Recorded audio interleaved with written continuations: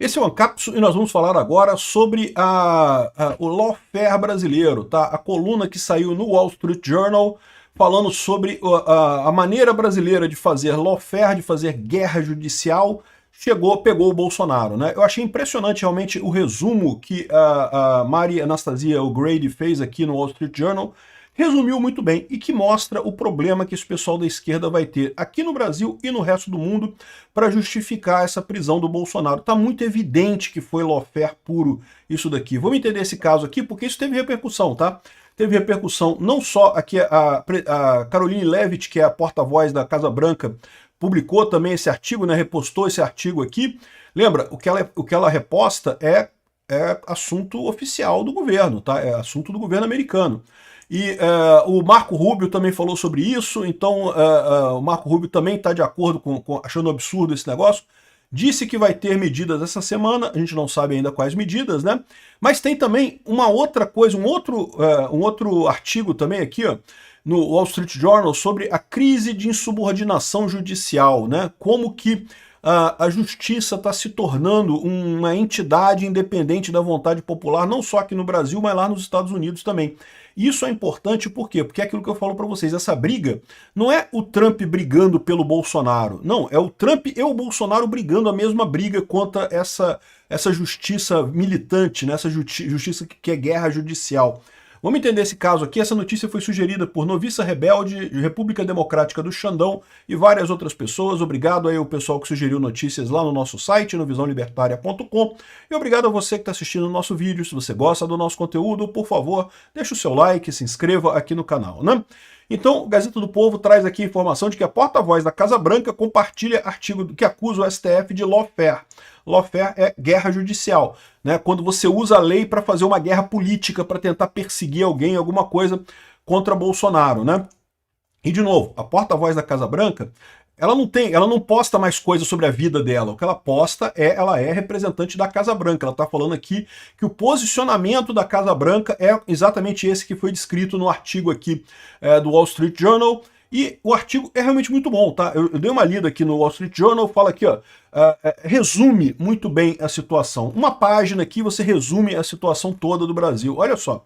A Suprema Corte do Brasil, um painel da Suprema Corte do Brasil, votou 4-1 na semana passada para condenar o ex-presidente Jair Bolsonaro de centro-direita. Votaram centro-direita, viu aqui, ó. Aqui no Brasil é tudo extrema-direita, super ultra extrema-direita, é centro-direita. E é verdade, tá? O Bolsonaro não é tão direitista assim, não é tão à direita assim, né? De qualquer forma, a acusação contra ele foi que ele teria feito uma conspiração para derrubar o governo esquerdista do Lula, né?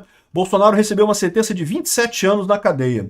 O veredito, é lógico, é um grande baque para os apoiadores do Bolsonaro, mas muitos outros brasileiros, mesmo que não são fãs do ex-presidente, também esperavam um resultado diferente. Eles estão preocupados sobre a politização da Suprema Corte por já alguns anos. E agora que a alta corte se permitiu que um procurador federal trouxesse o caso do presidente para um julgamento em Brasília, pulando as cortes inferiores, com o propósito expresso de prender Bolsonaro, né, a regra da lei, o devido processo legal, foi simplesmente jogado fora, né? Houve algumas notícias encorajadoras na quarta-feira, quando o ministro Luiz Fux leu seu voto de 452 páginas, o voto dissidente, né, um voto contra a condenação, explicando as muitas violações do devido processo no caso, incluindo a falta de jurisdição da corte para julgar Bolsonaro. Ele citou também os data dumps, né, a descarga de dados feitos pelo procurador, não catalogados e organizados, sem nenhum conhecimento da defesa, que chegou a 70 terabytes, inclusive 225 milhões de mensagens. Ele notou a clara falta de evidência para essas acusações. O juiz Fux, que foi nomeado para a Suprema Corte em 2011 pela Dilma, votou para absolver Bolsonaro em todos os quesitos, né, em todos os crimes. O tribunal estava ideologicamente alinhado contra Bolsonaro, né, inclinado contra Bolsonaro. O juiz que presidiu o julgamento foi o Alexandre de Moraes, um notório adversário de Bolsonaro e que votou para condenar ele em todos os crimes que ele estava sendo acusado.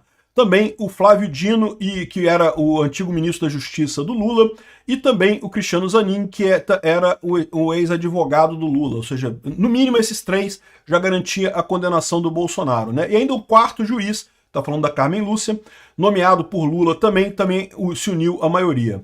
Bolsonaro foi presidente de 2018 a 2022. É um crítico da Suprema Corte e do sistema eleitoral, das urnas eletrônicas e coisa e tal, questionou esse tipo de coisa. A direita brasileira ficou enraivecida, né, ficou puta em 2021, quando a Suprema Corte anulou a corrupção do Lula, que já tinha sido mantida 2 vezes em grau de apelação, né? O Lula foi condenado em Curitiba, foi confirmada a condenação no TRF4, depois foi confirmada a condenação no STJ, e isso permitiu que o Lula, que foi liberado numa tecnicalidade, um detalhezinho técnico, continuasse sendo candidato, e mais do que isso, não pode ser processado agora devido à prescrição, né? O Lula acabou concorrendo em 2022, ou seja, está na cara que o tribunal, que o STF, quis tirar o Lula da cadeia para tirar o Bolsonaro a qualquer custo. Essa foi a lógica toda, né? E quando o Lula foi declarado vencedor nessa corrida, o Bolsonaro duvidou do resultado das urnas, e o Partido Liberal fez um apelo ao tribunal pela revisão das contas em alguns locais, alegando irregularidades. O tribunal acusou ele de má-fé e multou em mais de 4 milhões. Isso é aquele caso absurdo, que eu concordo, é um caso absurdo, mesmo que eu ache que não tinha evidência nenhuma de fraude, mas a pessoa tem o direito de contestar aquilo. Isso foi feito em 2014, o Aécio Neves contestou a eleição de 2014, o que o tribunal fez naquela época? Fez o correto, aceitou o processo, divulgou, levantou as evidências todas e provou no final lá do processo que não teve nada de errado. Beleza, era só fazer isso também. O Alexandre de Moraes não aceitou, proibiu, multou o PL, que não pode questionar, né? E aí o Bolsonaro se encontrou com algumas pessoas, inclusive membros dos militares, para discutir de que maneira o que ele faria no caso de haver realmente fraude ser descoberta, né? O procurador disse que encontrou um decreto, um rascunho de decreto, uma minuta, que contemplava um plano para invocar a lei marcial, né?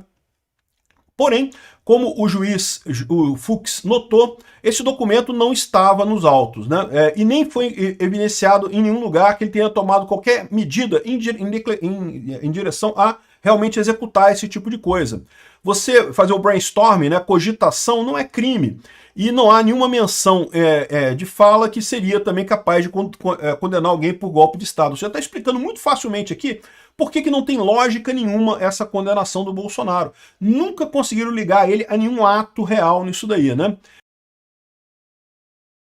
A imprensa divulgou um outro documento que teria sido escrito por um general, aí tá falando daquele plano 142, o punhal verde e amarelo, Copa 2022, sei lá, tem um monte de documento que eles falaram lá no negócio, que seria que um grupo de soldados da Força Especial alegadamente tentariam fazer alguma coisa, né? Mas esse plano, lembra que o Fux inclusive condenou o Braga Neto. Por quê? Porque o Fux entendeu que nesse caso teve alguma execução nisso daí, mas Bolsonaro não tinha nada a ver.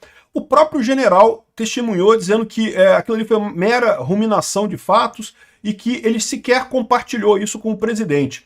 A corte falhou em mostrar que Bolsonaro tomou qualquer parte nesse outro plano, né?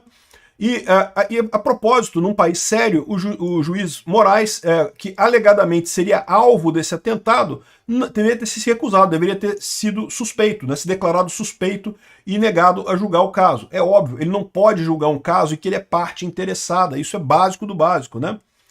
Enfim, essa é a situação, ela descreveu muito bem a situação aqui, e a Caroline Leavitt republicou isso daqui, mostrando que isso é uma preocupação do governo americano, né?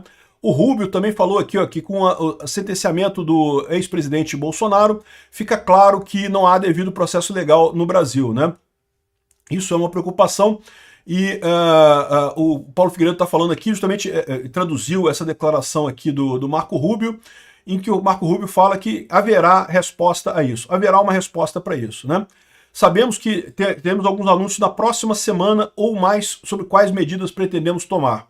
E ele fala aqui, ó, isso é um tipo crescente de campanha de opressão judicial, de guerra judicial, que tentou alcançar empresas americanas, até mesmo pessoas aqui nos Estados Unidos.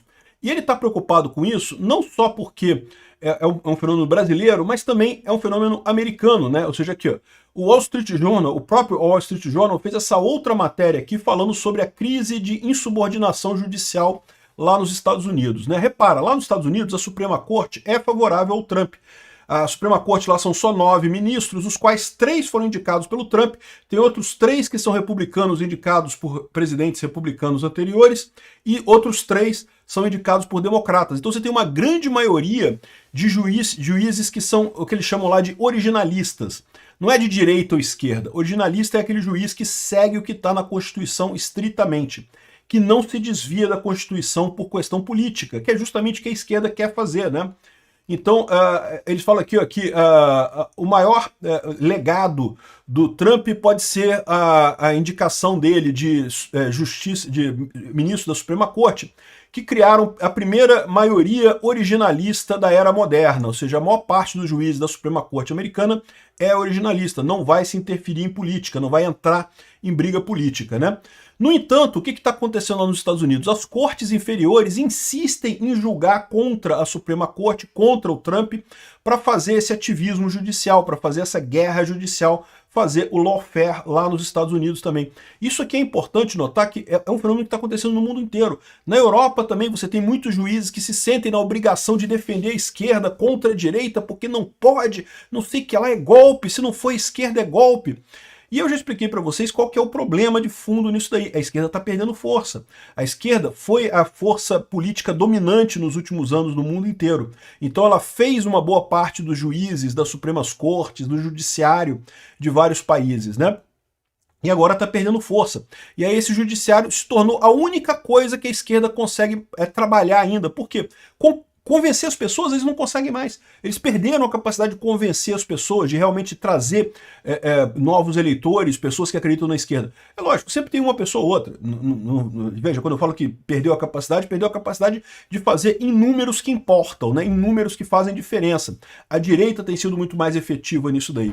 Então, lá nos Estados Unidos, eles têm esse problema também. Isso faz com que esse problema do lawfare brasileiro seja um problema similar ao Trump, um problema que ele vê na pele dele. E por isso vocês podem esperar que as medidas vão ser bastante significativas no final das contas. E é o que eu falo. E no final, toda essa briga judiciária contra a direita é inútil, porque a questão toda é econômica, né?